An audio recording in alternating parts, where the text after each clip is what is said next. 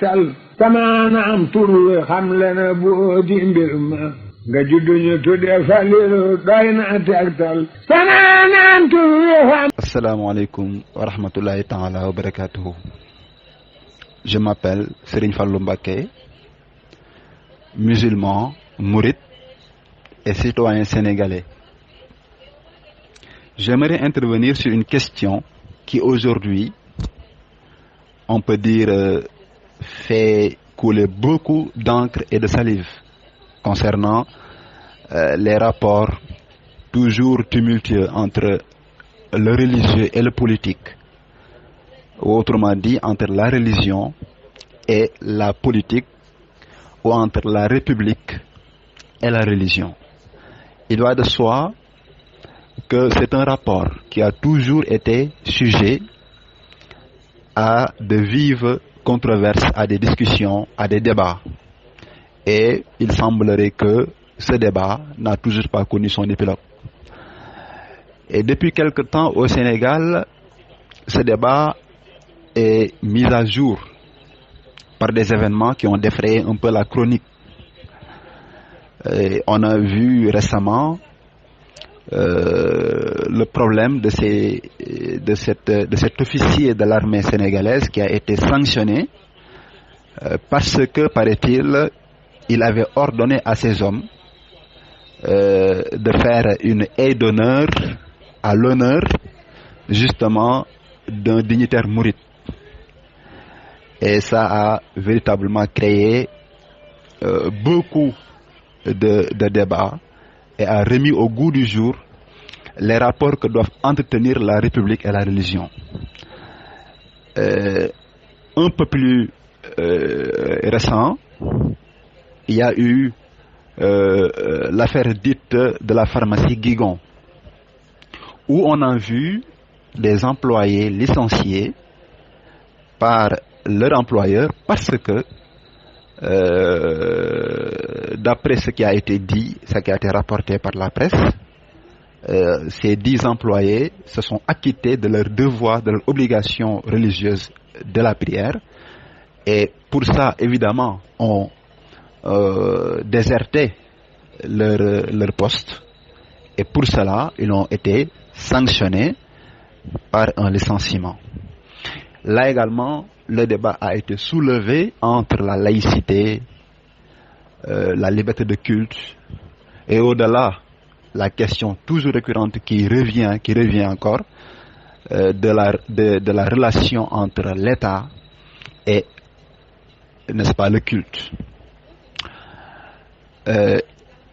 Tout récemment encore, nous avons entendu, de par la presse, des agents des eaux et forêts qui seraient sanctionnés pour avoir escandé des Jërëjëf Serigne Touba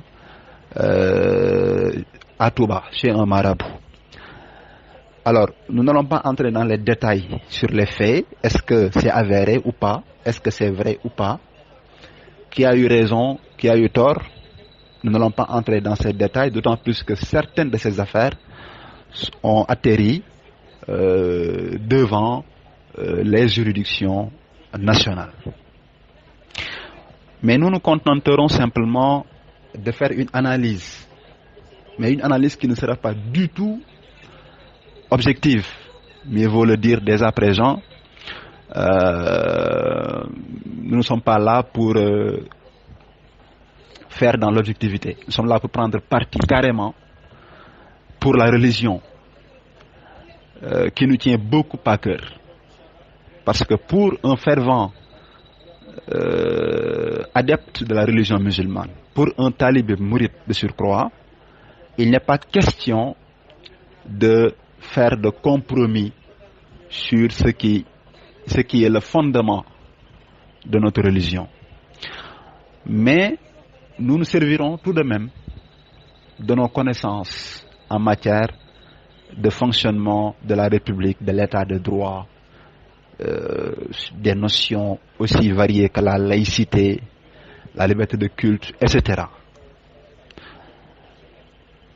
C'est quoi le problème en réalité? C'est la question que tout le monde se pose. Pourquoi à chaque fois qu'il y a des expressions de foi au sein de la République, cela crée des polémiques. C'est parce que tout simplement nous sommes dans un État, une République dite laïque. Le caractère laïque de la République est consacré par la Constitution du Sénégal. Et ça, ce n'est pas un détail. C'est un fait très important qu'il faudra toujours rappeler. Mais cette Constitution, elle a été adoptée par la majorité des Sénégalais. Majorité des Sénégalais que l'on dit être musulmane. Parce que paraît-il, plus de 95% des Sénégalais seraient musulmans. Moi, je vais employer le conditionnel parce qu'il y a des choses que l'on voit actuellement dans ce pays qui nous poussent à nous poser des questions, à nous poser sérieusement des questions. Puisque ces 95% des musulmans sont d'accord qu'il y ait de la laïcité dans ce pays. Mais, malgré cela, à chaque fois, nous voyons ces mêmes Sénégalais crier leur droit d'exercer librement leur culte. C'est un peu un paradoxe qu'il est difficile de résorber, de résoudre. Mais ce qui est important ici, et il faudra le dire, c'est que la vérité est que la plupart des Sénégalais n'ont aucune idée de ce que cela veut dire la laïcité. Ou bien, la Constitution ne serait pas l'expression de la volonté populaire. Ou bien, au Sénégal, il y a des musulmans qui ne le sont que de nom. Puisque, il faut dire de manière très claire qu'un musulman ne peut pas être un laïc. La laïcité et l'islam ne sont pas compatibles. Tout simplement. Parce que l'islam, c'est un système de droit. C'est un système de comportement qui sont parfois imposés, parfois recommandés, parfois interdits. Et donc, si on a ce système-là qu'on adopte parce qu'on est musulman, quand on est musulman, on adopte l'islam dans son intégralité et pas une partie de la religion. L'islam est un tout. Quand on adopte ce système de pensée, ce système de comportement, ce système de droit, il sera difficile de le concilier à un autre système contradictoire ou contraire. On pourrait le faire, par exemple, dans le cadre, par exemple, dans la situation où les musulmans seraient minoritaires. Comme on l'a vu dans l'histoire, à la Mecque, les musulmans n'ont pas imposé leur système de pensée parce qu'ils étaient minoritaires. Donc, ils se gardaient bien, même d'exposer leur foi. Tout se faisait en cachette, même pour prier. Même si, pour prier, ils se cachaient. Pour lire le Coran, ils se cachaient. Mais une fois à Médine, cette situation a changé puisque l'islam devenu majoritaire, les musulmans devenus majoritaires ont imposé carrément leur culte aux autres minorités qui étaient sur place. Par imposer leur culte, nous entendons naturellement dire que les musulmans n'avaient plus à cacher leur culte, à prier en cachette. Donc, ils le faisaient de manière ostensible au su et au vu des autres minorités sans que cela ne pose un problème à personne. Donc on a du mal à comprendre le Sénégal puisque c'est un pays où les musulmans sont majoritaires et malgré cela nous avons un système de droit carrément en déphasage avec les préceptes de l'islam. C'est une réalité.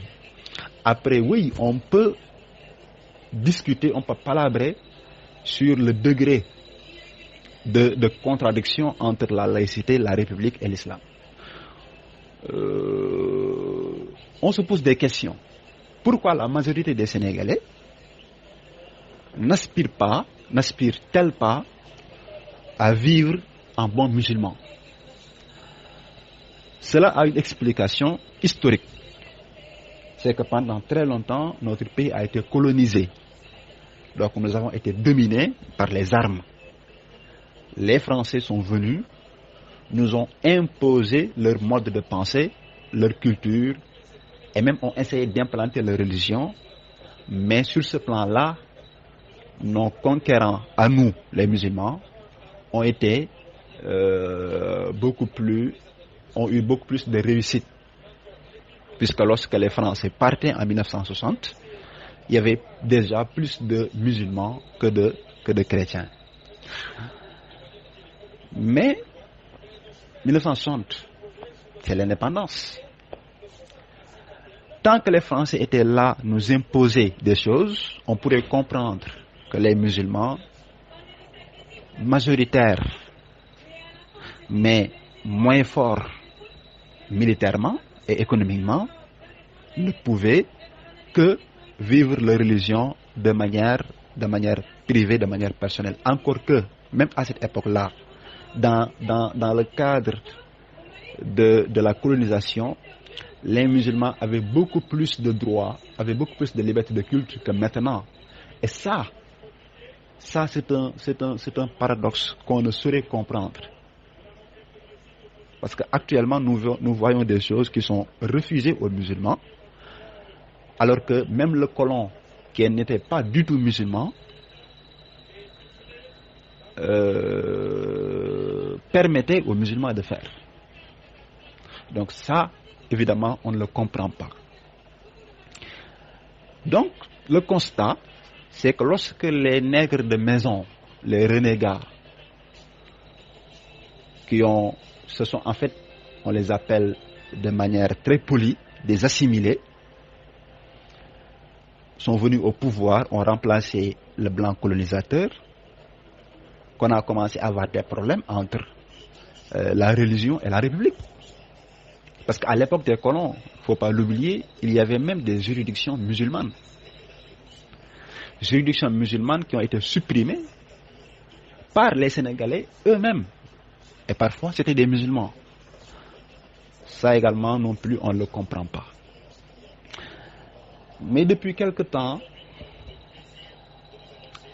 la situation semble dégénérer. Parce que on voit des manifestations de dénégation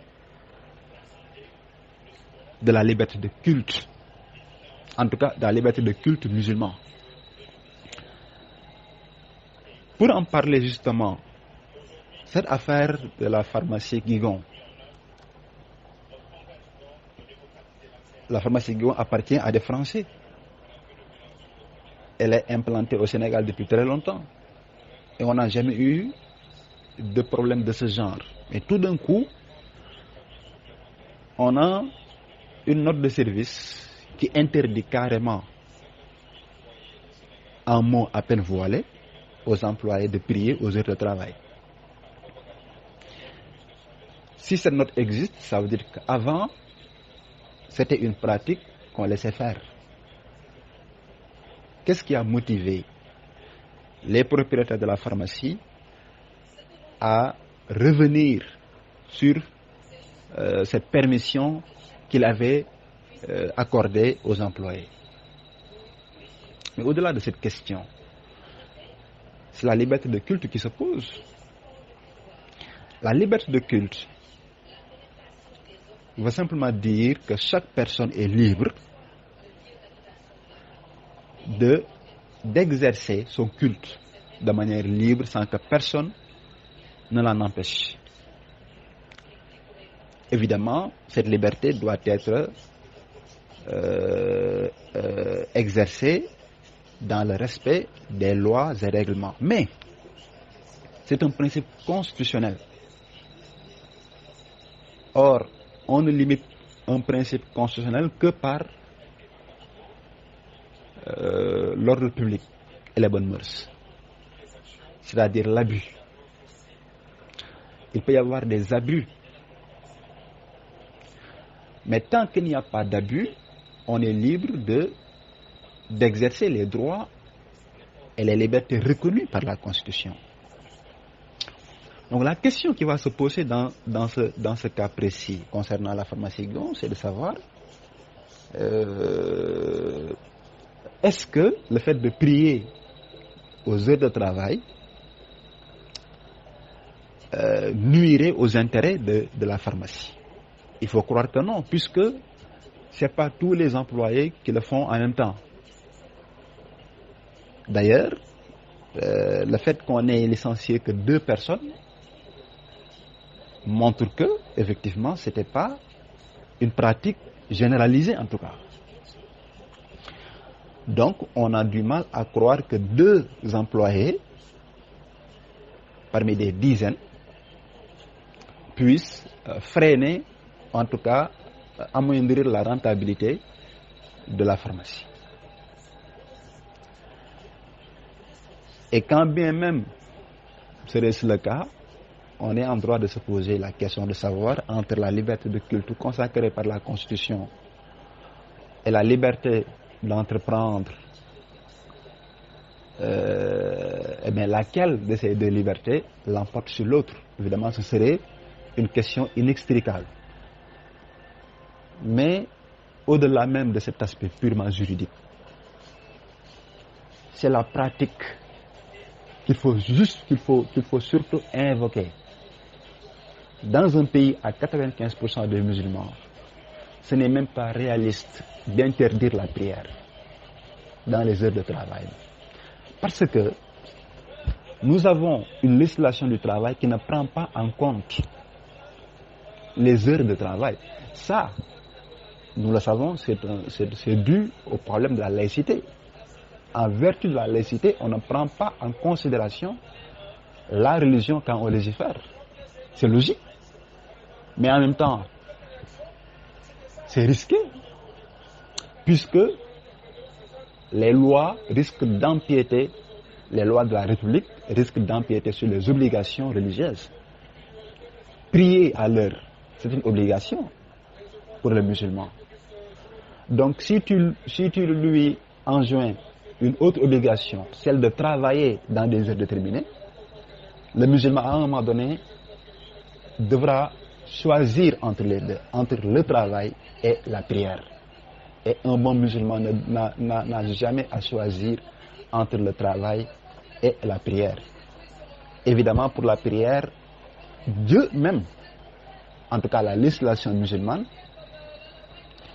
concernant les heures de travail, aménage des heures pour accomplir la prière, sans pour autant préjudicier sur une quelconque autre activité.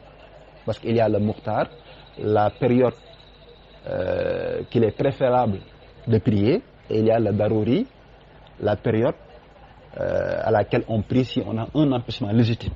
Et on peut considérer dans ce cas le travail comme un empêchement légitime. Mais tu n'as pas le droit de laisser passer et le muqtar et le darouri pour quelque raison que ce soit. Sauf lorsqu'il y a peut-être péril en la demeure ou bien menace de mort d'homme par exemple. Donc, évidemment, on peut dire aux musulmans, quand tu choisis un contrat, quand tu choisis un travail, quand tu signes un contrat, voici le contrat te permet d'exercer ton culte librement. Mais on n'a pas à le dire, on n'a pas à le faire, puisque la loi elle-même dit qu'on est libre d'exercer son culte, et c'est la Constitution qui le dit. Or, rien n'est au-dessus de la Constitution. Aucune norme inférieure à la Constitution ne peut constituer une pierre d'achoppement à ce principe. Ce que j'essaie simplement de dire, c'est qu'il est temps que dans cette République, qu'on privilège la pratique. Il faut que les autorités étatiques soient beaucoup plus pragmatiques. Il ne faut pas être trop légaliste, hyper légaliste, à la limite légicentriste. À chaque fois dire oui, la loi, la constitution, tout ça c'est bien beau et c'est important, c'est nécessaire pour qu'il y ait au moins de l'ordre. Mais parfois les lois peuvent créer du désordre lorsqu'elles ne correspondent pas aux réalités. Donc, il n'est pas mauvais parfois d'écarter la loi, les textes, pour se conformer à la réalité. Surtout si c'est la meilleure manière d'obtenir l'ordre et la stabilité dans un pays. Mais actuellement, l'État est en train de se placer sur une pente extrêmement glissante. Parce qu'il est en train de toucher aux fibres religieuses et c'est sensible. Surtout que le constat ne peut ne pas être fait que dans la plupart des cas, ce sont des mourides qui sont visés. On peut y voir du hasard, le fruit du hasard, mais on ne peut quand même pas occulter ce fait. C'est un fait qu'à chaque fois, un mouride est impliqué. Ceci va me permettre un peu de parler de cette histoire de cet officier de l'armée qui a été sanctionné pour des honneurs qu'il aurait rendus à un dignitaire mouride. On en a parlé quelque temps et puis depuis, on n'a rien entendu sur ce sujet. Et récemment, on a parlé d'agents de eaux et forêts qui seraient aussi sanctionnés parce qu'ils escandaient des jërëjëf Serigne Touba. En un mot, c'est pour dire simplement que l'État est en train d'envoyer un message, mais un message très fort, mais surtout dangereux. Celui consistant à dire, désormais dans la République, il n'est pas question d'exprimer sa foi ou son appartenance religieuse. Ça, on le comprend. On le comprend venant de la France. Mais en même temps, on se dit, oui, le Sénégal a toujours été le pays qui copie aveuglément sur la France. Même dans notre législation, on n'a fait aucun effort de légistique. Il n'y a aucune science de la législation. Il n'y a pas d'art de légiférer. On se contente de copier des lois de la France. Mais ça, c'est méconnaître même l'objectif d'une loi, qui doit être l'expression de la volonté populaire, parce que la loi n'est qu'un instrument, n'est-ce pas, d'ordre, un instrument de stabilisation des rapports sociaux. Mais dès l'instant où on fait fi de cette volonté populaire, des sensibilités des uns et des autres, on fait complètement fi de la foi des gens pour édicter des règles à travers lesquelles les gens ne se retrouvent pas. Évidemment, cela va avoir le résultat contraire au résultat escompté parce que les gens ne vont pas suivre ces règles-là. C'est par exemple le cas lorsque vous interdisez à un mouride de dire jërëjëf Serigne Touba, vous ne voulez pas qu'il suive cette règle-là parce qu'aucun mouride digne de son nom ne va se refuser de montrer qu'il est mouride parce qu'une loi le lui interdit. Il faut être réaliste tout simplement. Maintenant, on va dire oui, mais en même temps, quand on parle de l'armée, il n'est pas normal que chacun montre son appartenance puisque l'armée est l'armée de la nation. Mais qu'est-ce que la nation? Évidemment, je ne vais pas entrer dans les détails concernant la question quand même très intéressante du rapport entre l'État et la nation. Encore qu'il y a certains qui ne font même pas la différence entre l'État et la nation. Alors que c'est deux notions qui sont complètement différentes. Et même certains philosophes, surtout les philosophes du droit, les constitutionnalistes, etc., se posent la question de savoir quel rapport entre la nation et l'État. Il y a des pays où on fait difficilement la différence entre la nation et l'État puisque c'est la nation qui est devenue un État. Mais dans les cas des États africains, On se demande si on a véritablement une nation. Évidemment, il y a deux compréhensions de la notion de nation.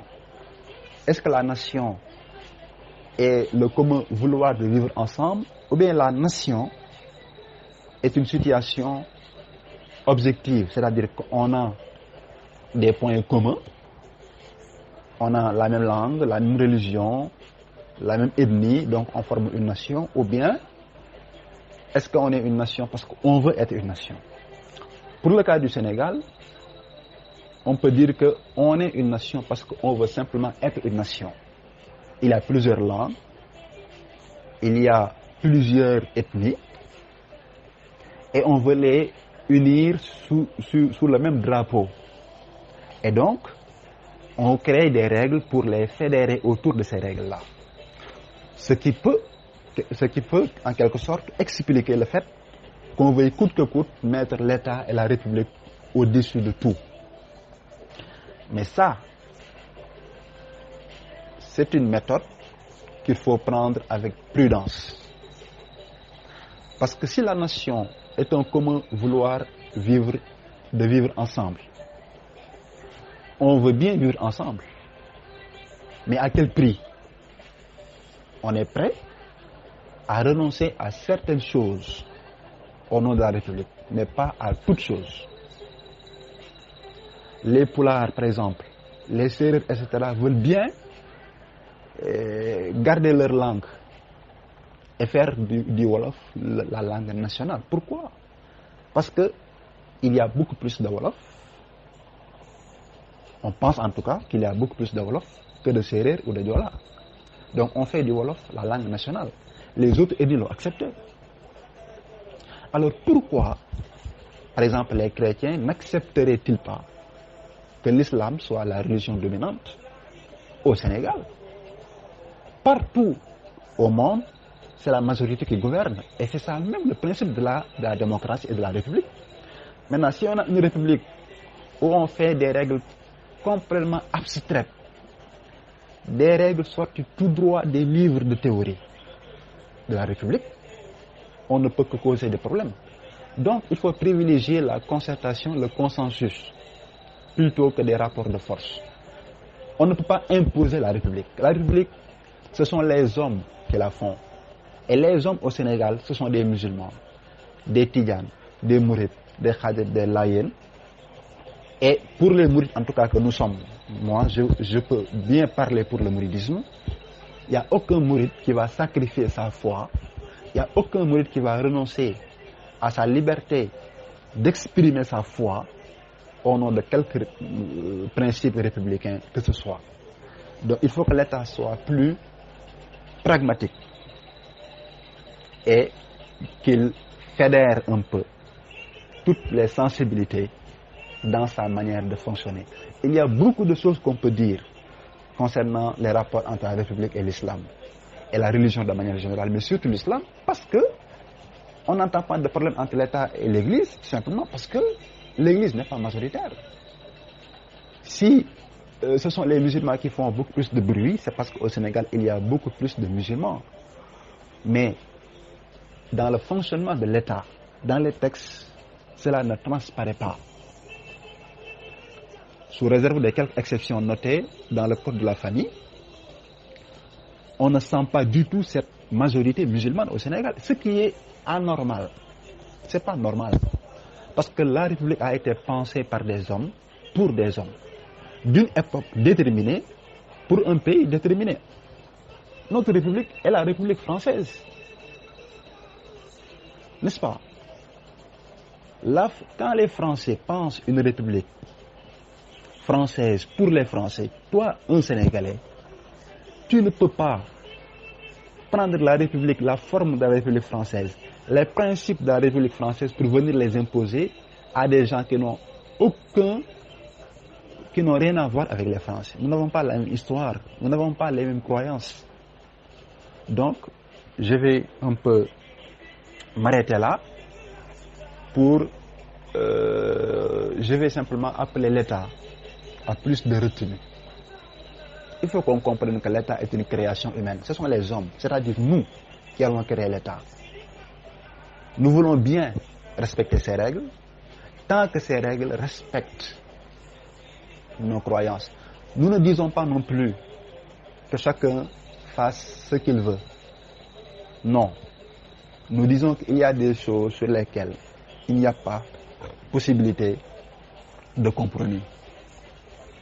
On veut bien renoncer à certaines de nos libertés, mais pas à toutes nos libertés. Et parmi les libertés que nous n'entendons pas concéder, c'est la foi. La foi, c'est ce qui nous est le plus cher. Parfois, on peut avoir des penchants. Et on veut bien ne pas les exprimer, mais la foi ne se négocie pas. Ça ne se négocie pas. Après, on peut l'organiser. On peut l'organiser. Je vais peut-être revenir dans une autre intervention sur d'autres thèmes liés à ce rapport entre la religion et l'État. Parce qu'il y a mille et une choses qu'on peut dire là-dessus. Donc, nous allons nous en arrêter là. Mais appeler tout le monde à la retenue et au calme et au dialogue. Et que les mourides continuent de dire jërëjëf Serigne Touba, parce que ce que Serigne Touba a fait pour eux, pour nous mourides, eh bien, il n'y a pas un système